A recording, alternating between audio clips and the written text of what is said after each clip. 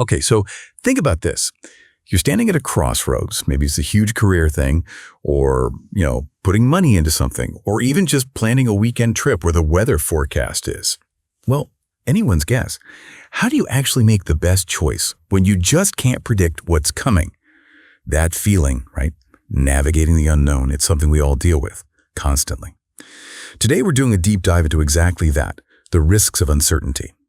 We're going to try and pull apart how we think about the unknown when we're making those really crucial decisions, especially in, say, a corporate setting. But honestly, there are insights here you can use anywhere. We're drawing on some really insightful articles. They focus on the core ideas, risk, probability, and some pretty powerful tools for making decisions. And our mission, really, by the end of this, is for you to walk away with a clearer way to think about and handle risk and uncertainty. You'll have some practical tools, maybe a few surprises too, and just feel, genuinely better informed. Okay, let's unpack this then. The word risk, it often sounds negative, doesn't it? Like potential loss. It does. That's the immediate thought. But the other side, often missed, is that risk also holds the potential for, better than expected returns. It's like two sides of one coin. Absolutely. And you really can't avoid it. Risk is just everywhere, in almost every big corporate decision. And let's face it, in life generally, it pops up in so many ways. You've got specific company risks, finances, maybe a strike, then industry risks, like in banking or cars, and then the big picture stuff, economic risks, interest rates, maybe even a recession looming. You've really hit on something key there, and it's super important to draw a line between what we technically mean by risk versus uncertainty. Okay. So risk, that's when we actually know the probabilities of the different possible outcomes, like, tossing a coin 50 heads or tails, or rolling, the odds for each number. The calculable odds. Exactly. Right. But uncertainty, that's where the randomness, the range of possible outcomes just can't be pinned down with specific probabilities. We just don't know the odds. So this is what I found really fascinating in the source material. It basically suggests that in the real world, outside of maybe textbooks or exams, it's generally not possible to assign those precise probabilities. That's a strong point. Which kind of makes you think, does that make the strict definition of risk almost redundant in practice, I mean? Outside those neat artificial scenarios where they just give you the probabilities, creates a bit of a puzzle for real decisions, doesn't it? It does highlight a paradox. In the messy reality we operate in, perfect probabilities are, pretty rare. But, and this is the crucial bit, understanding these concepts, even when the probabilities are just educated guesses or estimates, it gives you the mental scaffolding, the blueprint for how to think about likelihood and outcomes. Even if the numbers aren't perfect, the framework helps you structure your thinking rigorously. It's less about perfect prediction, more about a structured thought process. Okay, so let's talk about that blueprint then, the language of likelihood. Just a quick refresher for anyone, maybe. The core idea is probability, right? Right. The likelihood or chance something happens. And it always runs from 0, meaning definitely won't happen. Impossible. To 1, meaning it definitely will happen. Yeah. Simple examples nail it. 0.5 for a coin landing tails. Yeah. Or rolling a standard dice, the chance of getting a 4 is 16, which is about 0.166? Yep, about that. And the fundamental rule, kind of obvious when you think about it, is that all the probabilities for all the possible outcomes have to add up to 1 because, something has to happen. Precisely. And to make that more concrete, think about a business forecasting sales for a new product in its first year. They might map it out, Like in a table. Exactly. Maybe a table 1 scenario in their report. They'd list different possible sales figures and assign probabilities. Say, 1 million pounds in sales has the highest probability attached, maybe 0.4. Okay. Then that becomes their most likely outcome. It's this kind of probabilistic thinking that helps them set expectations, plan resources, brace for different possibilities. It's essential. Now, things get a bit more complex because events aren't always isolated, are they?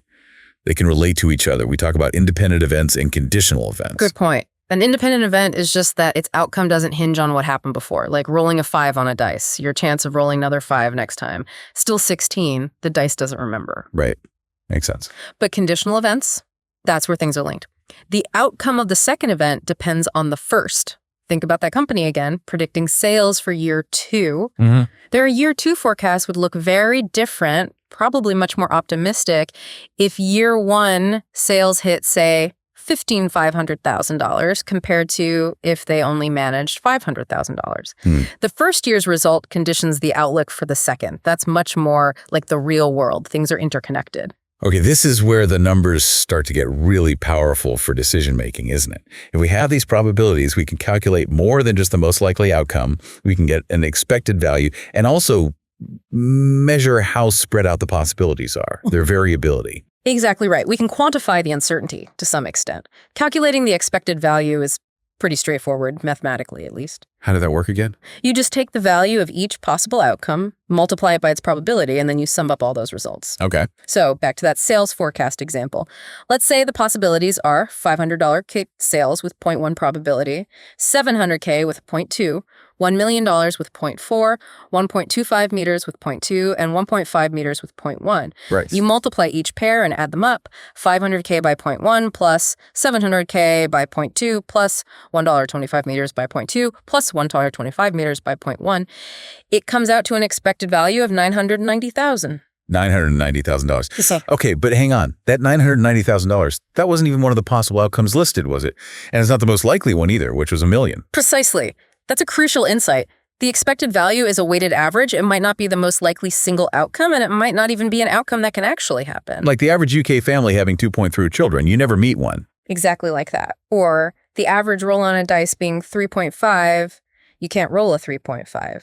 So relying only on expected value can be a bit misleading if the potential swings are big. Because it hides the volatility. Yes, exactly. It hides the dispersion, the risk around that average, which is why we need to measure that spread too. Right. So how do we quantify that risk or dispersion around the expected value?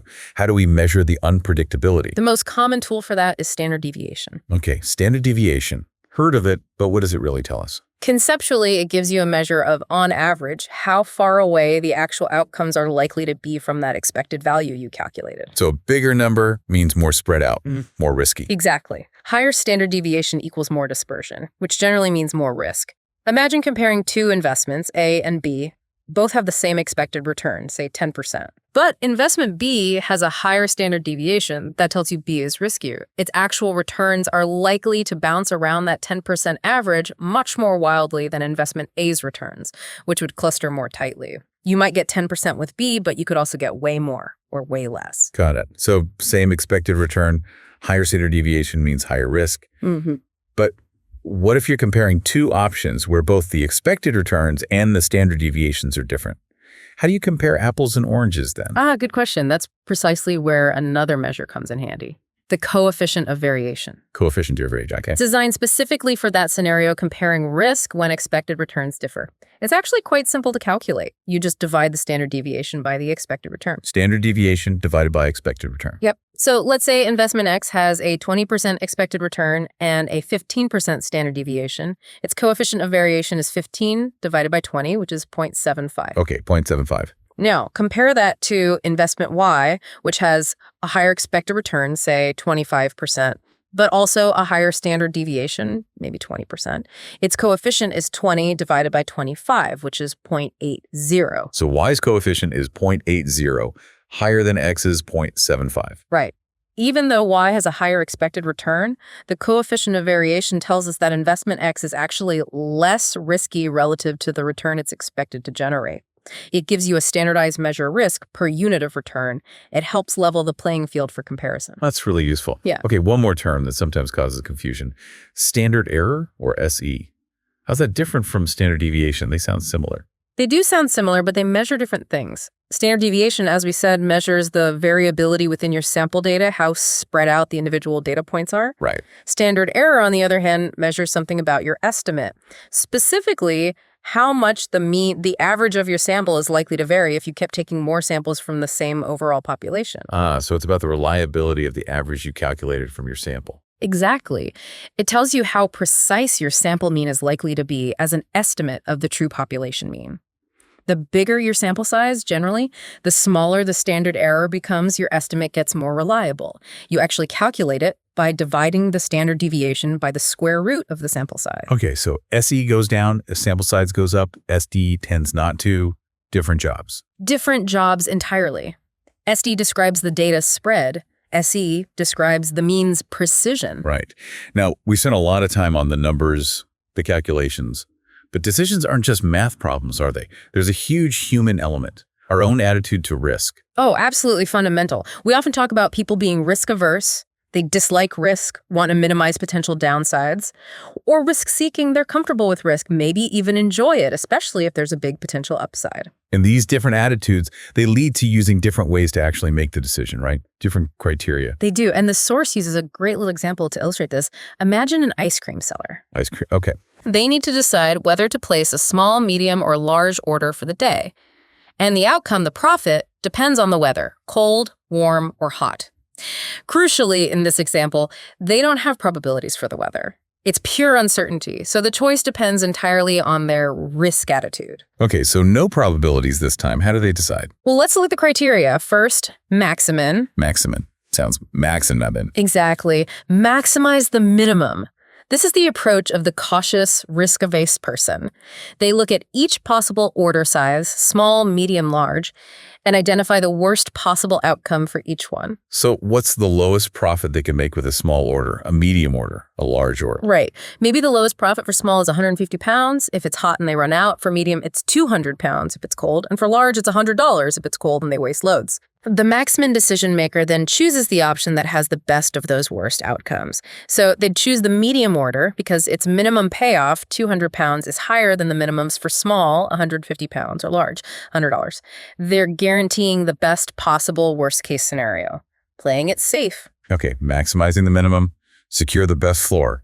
What's next? Next is Maximax, the opposite philosophy. Maximize the maximum. You got it. This is the optimistic risk-seeking approach. They look at each order size and identify the best possible outcome. The highest possible profit for each. Yep. Maybe small yields a max of $250, medium $500, and large $750 if it's hot and they sell everything. Okay. The Maximax decision maker goes for the biggest prize. They choose the large order, aiming for that maximum possible payoff of $750. It's the go big or go home standard. Right. The optimist's choice. Aim for the stars. Is there a middle ground?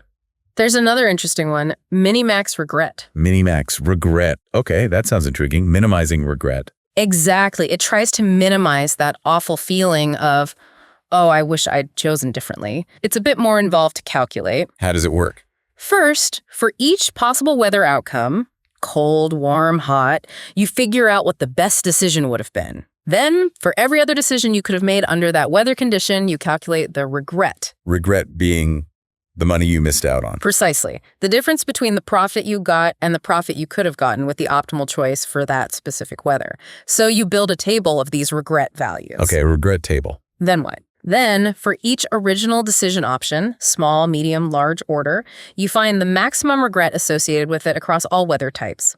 Basically, what's the worst missed opportunity cost for each choice?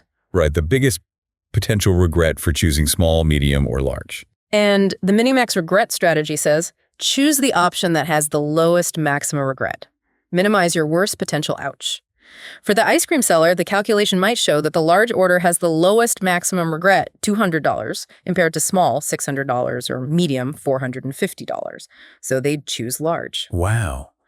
So Maximin chose medium, Maximax chose large, and Minimax regret also chose large in that hypothetical. Could be, yeah.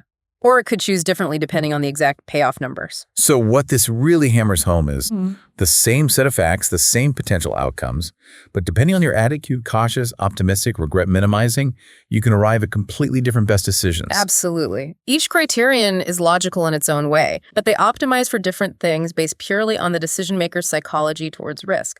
A startup might lean Maximin. A venture capitalist might lean Maximax.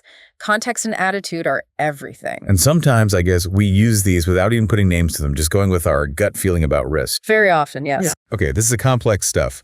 Visualizing it might help. Let's talk about decision trees. I hear they're really useful for mapping these things out. They are incredibly useful. A decision tree is basically a flowchart that helps you see all the possible decision paths and their consequences. What are the big benefits? Well, first, they just make the problem clear. You lay out all the options, the uncertain points. It forces you to structure your thinking. Second, you can analyze the full consequences of each path. Third, it gives you that framework to plug in the numbers, the payoffs, the probabilities. And finally, it helps you make the best call based on the information you have. It's a tool for structured thinking, much more than just calculation. Okay, walk us through an example. The source had one about a company deciding on a new product. Yes, a classic business decision. Do we launch a new product or do we consolidate our existing ones? How does the tree look? Visually, you use different shapes. Square boxes are decision points, choices you control, like launch new product or consolidate. Circular boxes, or nodes, represent uncertain outcomes, things you don't control, like whether the market response will be good, moderate, or poor. Squares for decisions, circles for chances. Got You can it. start building it from left to right. First decision point, new product or consolidate. If new product, maybe there's another decision. Thorough development or rapid development. Each path branches out. Okay. Then, after the decisions, come the chance nodes. If you chose new product, thorough development, the circle might branch into good market response, moderate response, poor response. And you put probabilities on those branches. Exactly. You estimate the likelihood of each market response, maybe 0.4 for good, 0.4 for moderate, 0.2 for poor, and you estimate the payoff, the profit or value you'd get at the end of each of those final branches. So you map it all out, payoffs at the end, probabilities on the chance branches. Then what? Then you roll it back. You work from right to left. At each chance node circle, you calculate the expected value. Like we did before. Multiply payoff by probability for each branch, then sum them up. Precisely. So for that new product, thorough development chance node, you'd calculate 0.4 probability x $1 million in payoff for good, plus 0.4 by $50,000 for moderate, plus 0.2 by $2,000 for poor. That gives you the expected value at that circle, which the source calculated as $420,400. Okay, so that circle now represents an expected value of $420,400. Right. You do that for all the chance nodes, then you move left again to the decision nodes squares. But here, you also factor in the costs associated with each decision path. The investment needed. Yes. So if the third development cost $150,000, its net expected payoff is the $420,400 you calculated minus the $150,000 cost, which equals $270,400. Okay, net payoff $270,400 for that path. You do the same for all paths. Maybe rapid development had a lower expected value, but also a lower cost, resulting in a net payoff of $31,400. On the consolidate side, perhaps strengthened products cost $30K and yielded a net $99,800, while REIT products cost nothing extra and yielded $12,800. So you have a final net expected value for each initial choice. Exactly. And then, assuming you're using expected value as your criterion, you just choose the path with the highest net expected value. And in the source's example, that thorough development path, the $270,400 one, came out on top. It did. The decision tree clearly showed that the best financial bet, based on their estimates, was to develop the new product and to take the time to do it properly, not rush it. That's really clear. It also showed that just improving existing products was better than rushing out a potentially flawed new one, even if rushing was cheaper. Right. It lays bare the trade-offs and the potential consequences in a very structured way, forces you to confront assumptions. Wow. Okay. So we have covered a lot of ground today. Quite a journey through this whole landscape of uncertainty. We certainly have. We started by nailing down the difference between risk and uncertainty. Talked probability. Then expected values, standard deviation, coefficient of variation, measuring the possibilities. Then we brought in the human factor risk attitudes, Maximin, Maximax, Minimax regret, how we influence the choice. And finally, visualized it all with decision trees as a practical tool. And the key thing, I think, is that these aren't just abstract concepts for, finance pros or big companies. Not at all. These are really powerful ways of thinking that you can apply to pretty much any significant decision in your own life, right? Mm-hmm. Career moves, buying a house, planning. It gives you a framework to handle the unknowns we all face. It gives you structure and clarity when things feel fuzzy, greater confidence in your approach, even if the outcome is still uncertain. So we've seen tools that can help quantify outcomes, even quantify potential regret, which is fascinating. But at the end of the day, that final choice, it often boils down to our own comfort level with the unknown, doesn't it? It really does. And what we personally value more is it minimizing the potential loss, maximizing the potential gain, or maybe just minimizing that future sting of what if. It makes you think, as you look back at your own big decisions or look forward to future ones, which of those deep down criteria do you find yourself leaning on most, maybe without even realizing it? Something to ponder.